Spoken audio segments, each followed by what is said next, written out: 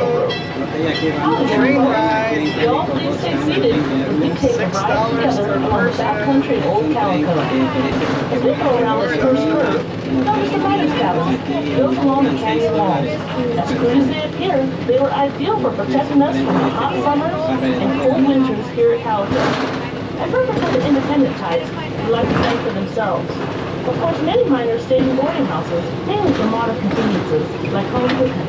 I got my nickname Hard Rock because that was exactly the kind of mining we did around here. The rock is so hard, and we didn't have any water to use for mining, so we had to hack and blast away at the rock. Now, in some years, Calico's 10-square-mile mining district boasted a population of nearly 2,000, with almost 1,000 actually living in the town side of Calico. After the mining ended, Calico really was a ghost town. That's to say, it was mainly abandoned. But it was restored and reconstructed by the Knott family in the 1950s. Back then, they had workers actually living there. These folks served the rural society from the town, a tradition that continues to this day.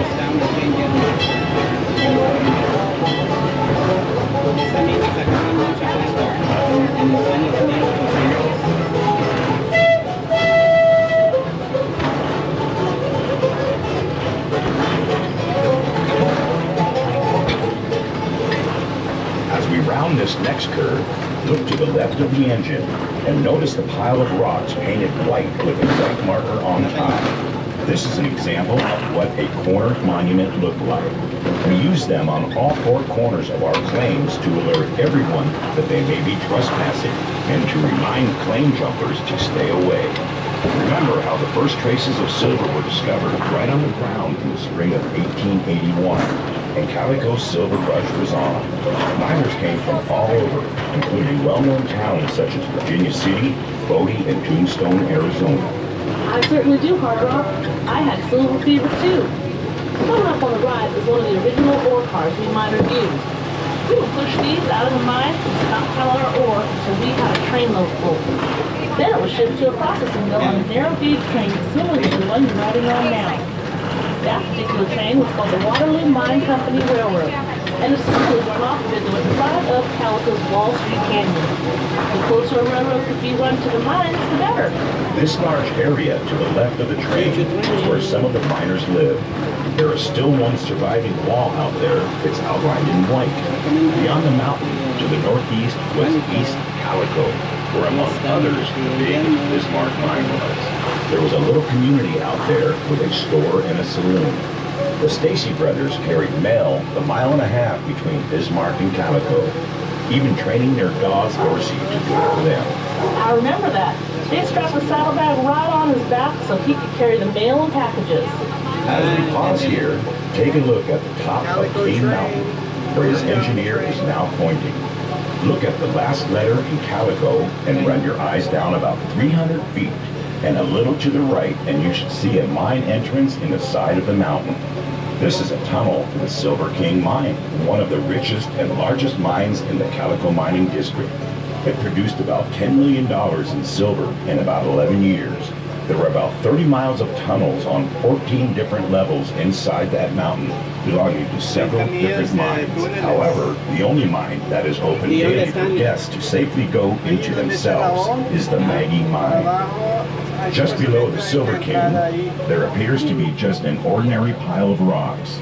Actually, that is remnants of the Silver King mine itself. Not long ago, that pile of rocks was assayed to contain a few million in silver.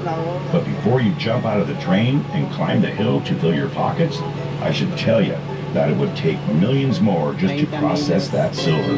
So that would put you in the hole. Well, back to playing the lottery. Now, as we get moving, look out to the left. It wasn't too far from there that a man got himself shot for trying to jump my mining claim.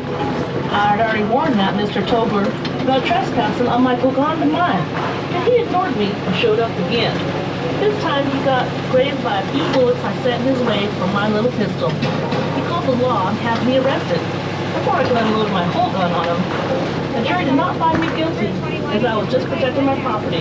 Well, Annie, glad no one was seriously hurt, except maybe that Mr. Tobler's pride. Now, if y'all look left, This is an ore crusher called an aerostep. Miners would hitch a horse or mule to that crossbar and have it walk round and around, which caused the steel ball to drag over and crush the ore before it was taken to a processing mill. Of course, by the 1880s, this method was kind of old-fashioned, but it was still a respectable way of making sure every bit of silver was scraped up. We did work hard to get all that silver. Now have a look over to one of my favorite views from Calico. Down there is the Silver Valley, as we called it, and past that old dry lake is the sandy bed of the Mojave River. In those early years, drinking water for Calico had to be brought over from the river, which ran above ground at the time, and sold for about 5 to 20 cents a gallon. That water supply also gave birth to our neighboring town of Daggett, when the railroad was built right through there. See, just like the smaller narrow gauge locomotives, the big trains of those days ran off the steam from the water-filled boilers. Another one of our neighboring towns was Borea. It may no longer be visible, but when the boom ended here, some miners got jobs over there as borax miners with the Pacific Coast Borax Company. The Borea and Daggett Railroad was even built right into Mule Canyon, making for a more efficient operation for the company. It became the last place in California where the famous 20 mule teams were ever used. Now, if you all look over at Main Street, you can see the same view we did as we ventured into town for supplies and relaxation. There are actually 5 buildings on Main Street that have been standing since the 1880s, when it was a bustling place. Calico was a real town for about 20 years. We had a post office, school, courtroom, newspapers, and a slew of stores. Not to mention quite a few saloons, I can promise you that. Luckily, we even had doctors, lawyers, and a justice of the peace. My favorite place was the town hall, where we had dances and all kinds of entertainment. Those were dandy, huh? Now as we get closer to the train depot, take a look down into the gully to the left of the train. These ruins are from the Chinatown, where almost 40 Chinese lived and worked at Calico during the boom years. Amy did laundry for the miners and operated a couple of restaurants. Well, folks, we hope you had fun and maybe even learned a few things on our tour today. Please remain seated until the train comes to a complete stop. Be sure to grab all your gear, like purses, hats, glasses, and those little miners, too.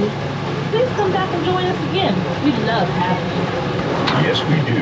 Don't forget to mosey over to the Maggie Mine. I hear there's a great tour over there, too.